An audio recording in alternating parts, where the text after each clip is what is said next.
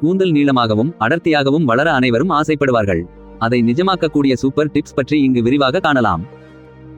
முதலில் பாதாமை ஆயிலை லேசாக சுடுபடுத்தி தலைமுடி முழுவதும் தடவ வேண்டும். 1 மணி நேரத்திற்கு பிறகு ஷாம்பு கொண்டு முடியை வாஷ் செய்ய வேண்டும். முடிக்கு சிறந்த கண்டிஷனராக ஆலிவ் ஆயில் திகழ்கிறது. அதை முடியில் தடவி மசாஜ் செய்துவிட்டு சுமார் 2 மணி நேரத்திற்கு பிறகு ஷாம்பு அப்ளை செய்ய வேண்டும். முதலில் பவுல் ஒன்றில் அரை கப் நெல்லிக்காய் பவுடரை சேர்க்க வேண்டும். அத்துடன் 1 டீஸ்பூன் விளக்கெண்ணெய் மற்றும் முட்டையை உடைத்து ஊற்றி நன்கு கலக்க வேண்டும். அதை தலைமுடியில் அப்ளை செய்துவிட்டு 30 நிமிடங்களுக்கு பிறகு வாஷ் செய்ய வேண்டும். முதலில் தலைமுடியை தண்ணீரில் அலசிவிட்டு 1½ கப் முட்டையின் வெள்ளைக்கருவை தேய்த்து தடவ வேண்டும். சுமார் 15 நிமிடங்களுக்கு பிறகு குளிர்ந்த நீரில் வாஷ் செய்ய வேண்டும். முதலில் வேப்பிலையை பிளெண்டர் பயன்படுத்தி பேஸ்டாக அரைத்துக் கொள்ள வேண்டும்.